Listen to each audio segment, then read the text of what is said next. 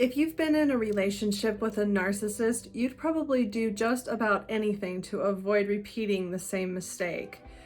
But how can you tell? Narcissists put on such a great show in the beginning. They can seem so wonderful. Is there any way to know for sure if this person's going to end up being just another narcissist?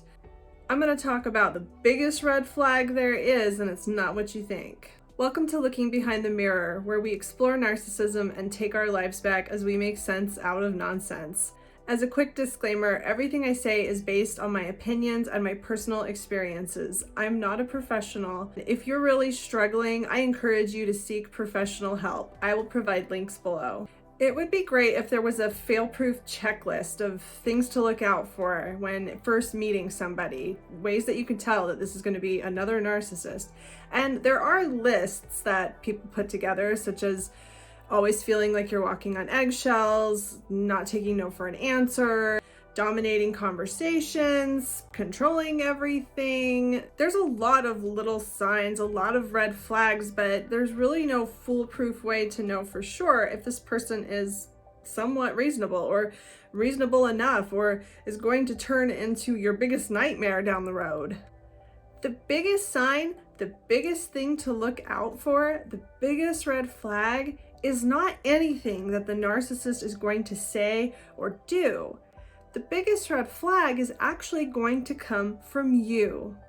I strongly believe that all of us have the ability to know whether somebody is going to be good for us or not down the road. I think that the trick is really to learn how to tune into those signals that are already inside of us. I want to read you a passage from this book, Borderline Narcissistic and Schizoid Adaptations, The Pursuit of Love, Admiration, and Safety by Eleanor Greenberg, PhD. This has been a really great book for me. She is a licensed psychologist. She spent, I think, about 4 decades studying narcissistic adaptations and other cluster B personality disorders.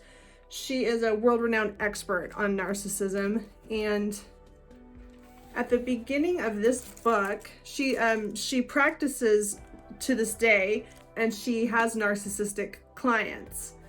And so in the beginning of this book, in this edition, it's page 27, under a section, What I Feel Toward the Client, she talks about how she first gets the inklings of what types of problems her clients have. And I'm just going to read you 2 paragraphs. So on page 27, she says, I can often get a good sense of a client's interpersonal gestalt by noticing how I feel when I am around the client, what is commonly called countertransference.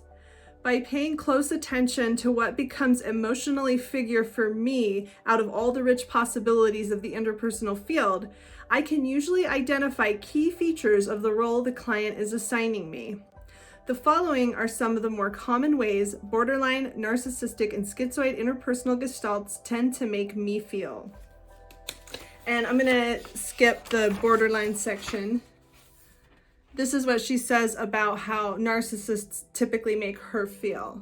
And remember, this is a professional. This is a psychologist, and her specialty is narcissistic adaptations, and she has narcissistic clients that she treats regularly. So, I feel afraid to voice opinions that differ from my clients, or else I have the feeling that I am walking on eggs during the session. I hesitate to hold them to the normal rules that I expect of other clients, such as ending their session promptly or giving me adequate notice before canceling a session. Or issues of inferiority or superiority become figure for me. Some narcissistic individuals portray their life in such idealized terms that as I listen to them, I find myself envying what they have. I know that when I start asking myself why my friends are not as loyal as theirs, my mate as desirable, my children as well behaved, and so on, I am working with a narcissistic client and resonating with my client's expectations that I be a totally uncritical, admiring audience. So what I took from that is that a licensed professional is beginning to sort out her client by the way that her client makes her feel. Now, we're not licensed professionals. We don't get into romantic relationships so that we can become our partner's therapist. At least we shouldn't. But what can we take away from this? I know from experience that narcissists make different people feel different ways. So I can't just tell you, well, you're going to feel like this or that, or you're going to feel the way that Dr. Greenberg feels. You're going to feel a certain way when you're around a certain kind of personality. And what you need to do is figure out, how do narcissists make you feel? I know for me, I could have practically written that section of the book. That is how I feel when I'm around narcissists. And now, in hindsight, as different as narcissists are, I mean, they can express their narcissism in so many different ways and be completely different types of people. But with the narcissism that they have in common, I can see a pattern for myself that I felt the same way around each one of them, despite how different they each were. And for me, it's walking on eggshells. It's feeling a desire to impress them. Like, if I can just be good enough for them, then somehow I can be good enough for everybody. I hate to admit that they've kind of dazzled me, for lack of a better word. I've been a bit entranced by them. I've really just fallen for their act. I also know that I always feel nervous around them. Like, I'm hyper vigilant and I'm very self-conscious of how I'm coming across. I'm hoping that I'm getting their attention when I'm doing things right, and I'm hoping that they're not noticing when I do things wrong. And I don't feel like that around, quote, normal people. I don't feel that way around people that I have healthy relationships with. When I'm around people that I have healthy relationships with, I instinctively know that I'm not being judged and I'm not being scrutinized. I know that I'm being accepted as I am.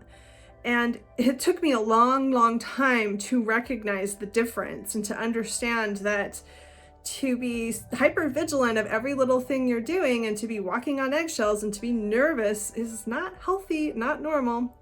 Sounds obvious, but it just wasn't for me. Instead of asking yourself, what were the signs looking back that this person was a narcissist? What were the signs in the very beginning? Not that you shouldn't do that, but instead of asking yourself that, ask yourself, how did I feel? What were the feelings I had around this person? And how are those feelings different from the way that I feel around people that I know are warm and loving and empathetic? Now, the narcissist may have you feeling some good feelings along with some bad feelings. I like the word intensity that I've heard. A narcissistic relationship can be very intense, and there's really no other better word than that. This can be mistaken for passion or love or whatever, but it's an intensity. It's a drama. It's a really strong emotion that I can't really even put into words. That's why I just will use the word intensity.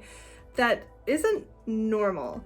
I mean, when that's your template, especially for romantic love, you might never realize that that's not really love, and it's not really healthy, and it's not sustainable. But it probably feels really good. And if narcissistic people make you feel that way, that would be a feeling that you could identify with, to use as a red flag in the future. You could also look back at those small red flags that were coming from the narcissist in the beginning, and instead of focusing on the red flags, focus on how you felt in those little moments, those little blips of, wait, why did he say that? Did he just say what I think he just said?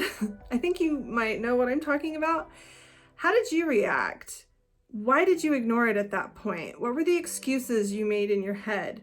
Did you possibly feel too strong of a need to depend on this relationship? Did you feel like you couldn't afford to question this person's behavior? This isn't about blaming anyone for anything. We really are all just doing the best that we can with the best that we know how to do. And nobody is getting themselves into a narcissistic relationship on purpose. But it's up to us to do the best that we can to avoid it in the future. As I've already mentioned, think about someone in your life that is warm and accepting. Someone that if you make a mistake around them, you're not afraid of what they're going to say. You know that you're probably just going to laugh it off together. Think of someone like that in your life and compare the way that person makes you feel to the way that a narcissist makes you feel, and really tune in to the difference between those two feelings, because really no one in your life should be making you feel nervous, afraid, judged, scrutinized, especially people that are supposed to care about you.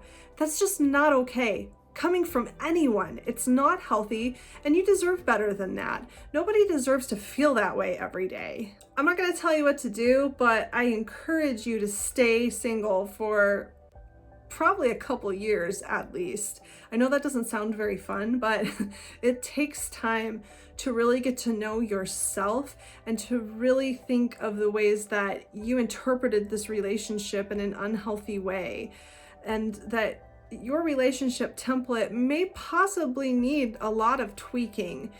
The relationship with the narcissist was never healthy. If you're with a pathologically narcissistic person, that person is not capable of having a healthy relationship. The relationship was never healthy. It might have been a lot more enjoyable in the beginning, but it wasn't healthy at any point.